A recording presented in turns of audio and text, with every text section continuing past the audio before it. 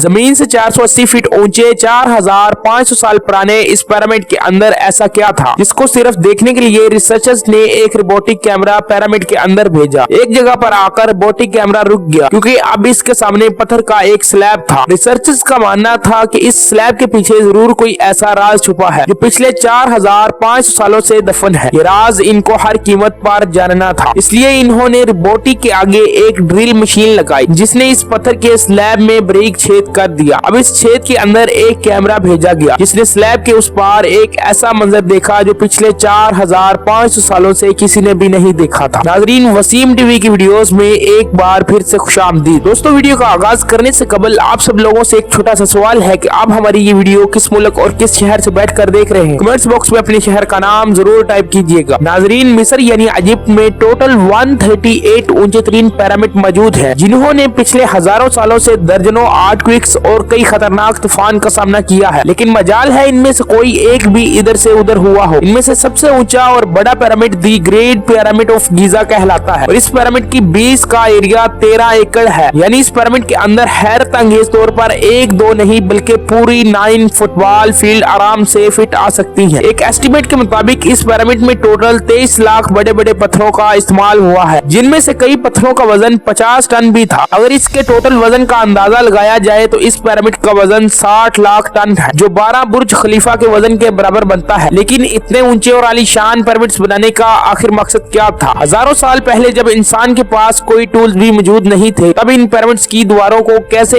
Inch by inch level किया गया? कैसे 50 टन वजनी पत्थरों को स्क्वायर शेप में काट कर बगैर क्रेन के ही 480 फीट ऊंचाई तक पहुंचाया गया? और इनको बनाने में ऐसे कौन से इंजीनियर्स का हाथ था जिन्होंने इन पिरामिड्स को अर्थक्वेक प्रूफ के साथ साथ इनकी तमाम साइड्स को एग्जैक्टली 51.5 डिग्री के एंगल से सेट किया? ये सब आप जान सकेंगे आज की इस वीडियो में। तो आइए शुरू करते हैं। Challenge number 1। कई सदियों से मुख्तलिफ रिसर्च टीम्स इस पिरामिड की कंस्ट्रक्शन टेक्निक जानने के लिए सर जोड़कर बैठी थी। आखिर इस पिरामिड के हर side exactly north south east west बगैर कंपास के कैसे सेट की गई होंगी? कई एक्सपर्ट का मानना है कि इस टाइम के आर्किटेक्ट्स ने सबसे पहले ऐसी जमीन तलाश की होगी जो लाखों टन वजनी पत्थरों का वजन झेल सके। इसके बाद पोलर स्टार यानी वो सितारे जिनकी मदद से अर्थ के पोल्स का पता पड़ता है, इनकी मदद से पिरामिड की हर साइड को मार्क किया गया होगा। ना कोई कंपास और ना ही कोई ऑप्टिकल इंस्ट्रूमेंट, सिर्फ इस बेसिक टेक्निक से हजारों साल पहले इस पिरामिड की डायरेक्शन सेट की गई और वो भी जीरो एरर्स के साथ। Challenge number 2। अगला चैलेंज था जमीन को लेवल करने का। जिस 13 एकड़ की जमीन पर इस पिरामिड को बनाना था, इसका लेवल थोड़ा सा भी आउट होता तो 23 लाख पत्थरों के इस पहाड़ का खड़ा होना बिल्कुल भी मुमकिन नहीं था। अब इस जमीन को लेवल करने के लिए इस टाइम के इंजीनियर्स के पास ना ही लेजर लेवलर था और ना ही बबल लेवल। एक्सपर्ट का मानना है कि कंस्ट्रक्शन साइट की चारों साइड पर गड्ढा खोद कर इसमें पानी डाला गया होगा और फिर एक साइड के पानी के लेवल से दूसरे साइड के पानी के लेवल को मैच किया गया होगा। जो जमीन का हिस्सा पानी के लेवल से मैच नहीं कर रहा होगा, इसको छेनी और हथौड़ों की मदद से काट कर लेवल किया गया होगा। कई एक्सपर्ट का मानना है कि इजिप्शियन ने इस सिंपल टूल को भी इस्तेमाल किया होगा जिसकी दोनों साइड पर लकड़ियां और इसके ठीक सेंटर पे एक रस्सी से पत्थर बांधा हुआ है। अगर पत्थर जमीन से टच हो गया और इसकी रस्सी ठीक सेंटर लाइन पर आ रही होगी तो इसका मतलब है कि बीस्ट की जमीन परफेक्टली लेवल है। Challenge number 3। अब पिरामिड कंस्ट्रक्शन साइट पे डायरेक्शन भी सेट थी, मार्किंग भी हो चुकी थी और जमीन का लेवल भी सेट था। अब बारी थी कंस्ट्रक्शन स्टार्ट करने की, जिसके लिए लाखों टन वजनी और बड़े पत्थर रिक्वायर्ड थे। लेकिन ये पत्थर काटने के लिए ना ही इनके पास ग्रेनाइडर थे और ना ही जैक हैमर्स, लेकिन फिर भी इन्होंने 50 टन वजनी पत्थर काटे भी और इनको स्क्वायर या रेक्टेंगल शेप भी दिया। लेकिन आखिर किसकी मदद से? जी हाँ, यही वो सिर्फ एक टूल था जिसकी मदद से पत्थरों को काटा गया। एक्सपर्ट का मानना है कि पिरामिड की कंस्ट्रक्शन पर इस्तेमाल होने वाली छेनी सिर्फ कॉपर से ही नहीं बनी थी, क्योंकि इनको भी ये बात मालूम थी कि कॉपर नरम होता है और पत्थर नहीं काट सका। इसलिए इसमें एक केमिकल आर्सेनिक भी शामिल किया गया। कॉपर और आर्सेनिक से बनाई जाने वाली ये छेनी लकड़ियों के हथौड़ों से पत्थरों पर ठोकी जाती थी और कई घंटों की मेहनत के बाद बड़े बड़े पत्थर शेप में लाए जाते थे। Challenge number 4। अब चूंकि ये खास किस्म का पत्थर जिसको आज लाइम स्टोन कहा जाता है, इसकी कटाई पिरामिड कंस्ट्रक्शन साइट गीजा से 250 किलोमीटर दूर टूरा के शहर में हो रही थी। अब मसला था ये पत्थर गीजा तक ट्रांसपोर्ट करने का। हर एक पत्थर 50 टन यानी 50,000 केजी के बराबर था, जो तकरीबन 3 पैसेंजर बस के वजन के बराबर बनता है और ऐसे 23 लाख पत्थर सिर्फ एक पिरामिड में इस्तेमाल होने थे। इतना ज्यादा वजन ट्रांसपोर्ट करने के लिए ना ही इस दौर में कोई जानवर काम आ सकता था और न ही इनके पास ट्रक्स मौजूद थे। हालांकि आजकल के जदीद दौर में भी ये काम करना पड़े तो ट्रांसपोर्ट कंपनी को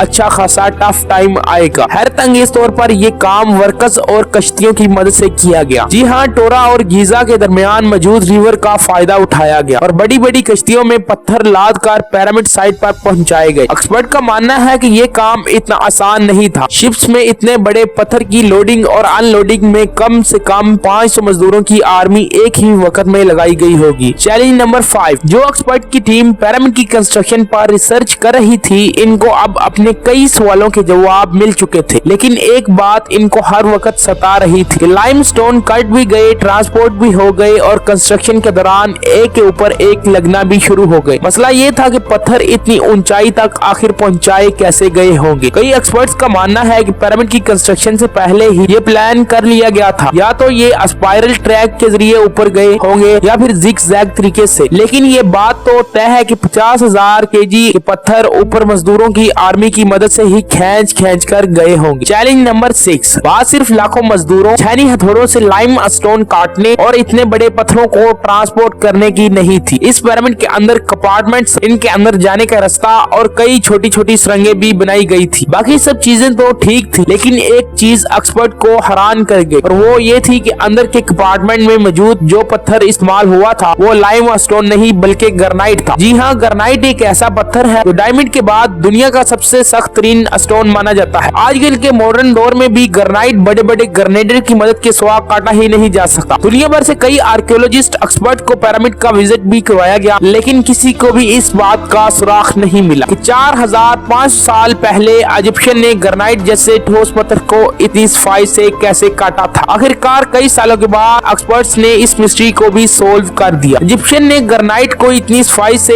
एक ऐसे आरे से काटा था जिसके दांत ही नहीं थे। जी हाँ, बगैर दांतों वाले इस आरे के दोनों साइडों पर वजन डालकर इसको ग्रेनाइट पे चलाया गया और बीच में बिजली भी डाली जाती थी। एक्सपर्ट का मानना है कि इस तरीके से इतने बड़े पत्थर को काटने में 4 महीनों का वक्त लग जाता था। आखिरकार पिरामिड बनाने का मकसद क्या था? इन पिरामिड्स को बनाने में कितने मजदूर एक ही वक्त में काम करते थे? और रोबोटिक कैमरा ने जब पिरामिड के अंदर पत्थर की स्लैब में सुराख किया तो इसके अंदर वो कौन सा मंजर देखा गया जो पिछले 4500 सालों से किसी ने भी नहीं देखा था। ये सब और इससे भी ज्यादा आप जान सकेंगे इस वीडियो के पार्ट 2 में। आप लोगों के प्यार भरे कमेंट्स और लाइक का बेहद शुक्रिया। मिलते हैं वीडियो के अगले शानदार पार्ट में। तब तक के लिए अपने मेजबान मोहम्मद इब्राहिम को इजाजत दीजिए। अल्लाह निगहबान।